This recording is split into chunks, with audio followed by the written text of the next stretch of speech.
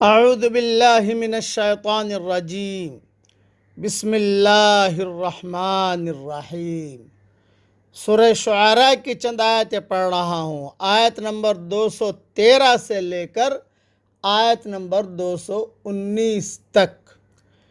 فَلَا تَدْعُ مَعَ اللَّهِ إِلَٰهًا آخَرَ فَتَكُونَ مِنَ الْمُعَذَّبِينَ۔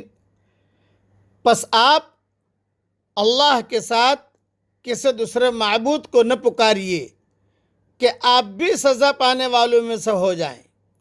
وَأَنذِرْ عَشِيرَتَكَ الْأَقْرَبِينَ، اور اپنے قریبی رشتہ داروں کو ڈرائیے۔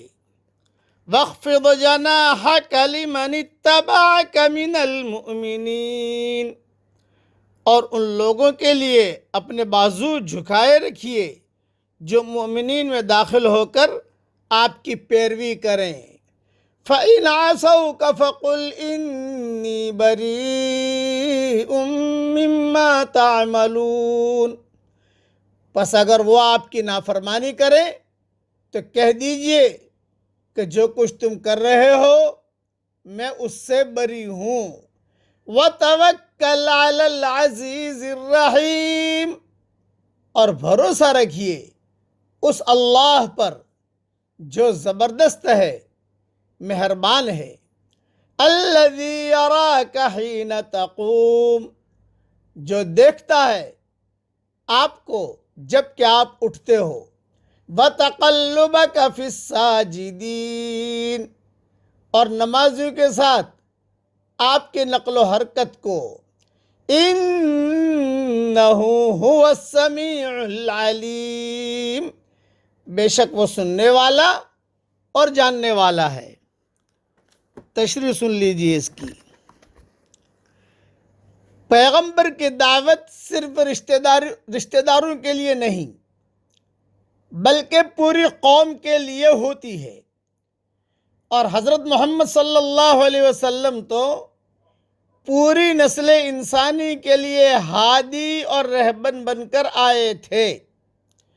قریبی رشتہ داروں کو دعوت ایمان، دعوت عام کے منافی نہیں بلکہ اسی کا ایک حصہ یا اس کا ایک ترجیحی پہلو ہے۔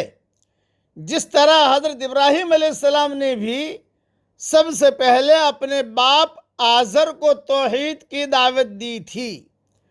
اس حکم کے بعد حضور صلی اللہ علیہ وسلم صفا پہاڑی پر چڑھ گئے اور یا صباحا کہہ کر آواز دی۔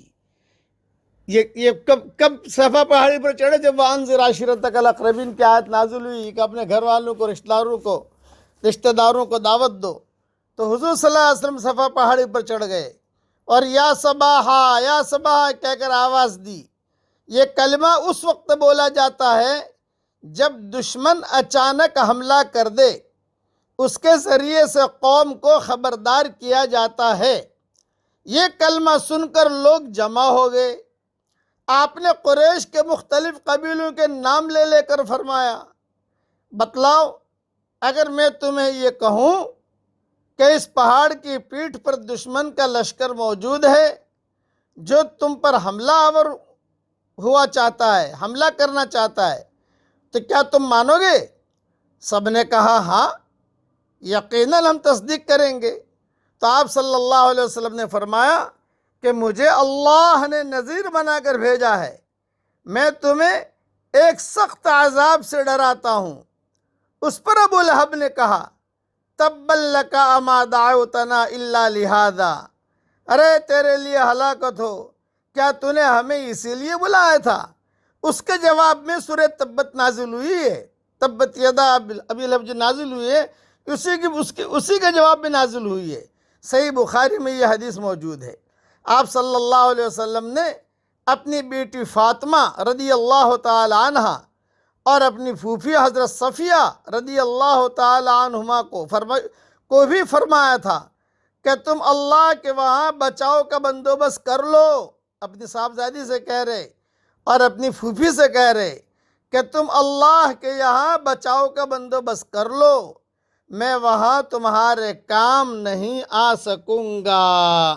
صحیح مسلم میں یہ حدیث موجود ہے۔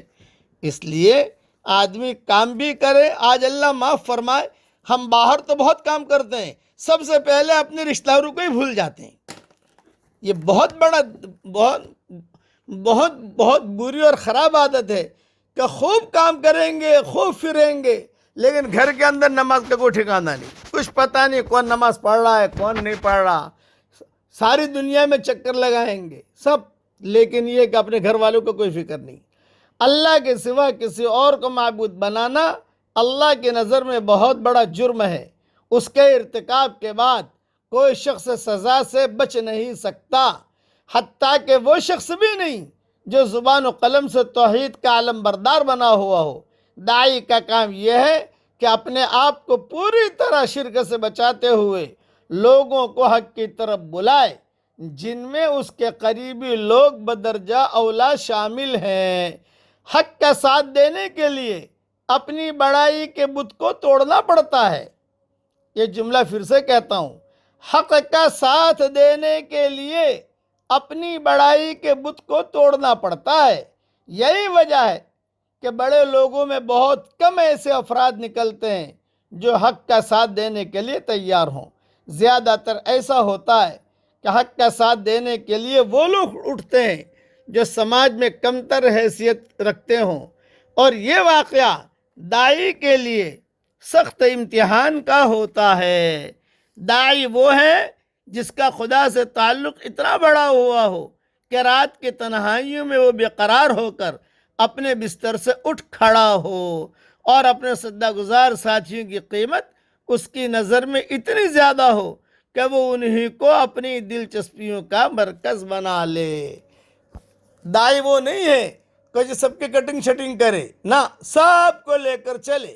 دعوت ساری دنیا میں بھی دینی ہے، اپنے گھر والوں کو بھی دینی ہے، اپنے بیٹوں کو، بیٹیوں کو، پوتوں کو، پوتیوں کو، نواسے، نواسیاں، اقرب اور ساری دنیا میں دینی ہے۔ اللہ تعالیٰ ان احکامات پر ہمیں عمل کرنے کی توفیق عطا فرمائے، اور ہماری قیامت تک کے آنے والی نسلوں کو اللہ دین کا داعی بھی بنائے اور نیک بھی بنائے۔ دین کا داعی تو بنا لیکن نیک نہیں ہے، کیا فائدہ ہوا؟ کہ دین کا داعی بہت اچھی تقریر کرتا ہے لیکن نیک نہیں ہے، اچھی کتابیں لکھتا ہے لیکن نیک نہیں ہے، کہ امام صاحب ہے لیکن نیک نہیں ہے۔ اس لیے داعی بھی بنے اور نیک بھی بنے۔ اسی لیے کہا وَمَنْ حَسَنُ قَوْلًا مِّمَّنْ دَعَا إِلَى اللَّهِ وَعَمِلَ صَالِحًا، نیک کام بھی کرے۔ وَقَالَ إِنَّنِي مِنَ الْمُسْلِمِينَ، بھئی میں تو عام مسلمانوں میں سے ہوں۔ اللہ تعالیٰ ان صفات پر عمل کرنے کی ہمیں توفیق عطا فرمائے، آمین۔ وآخر دعوانا ان الحمد للہ رب العالمین۔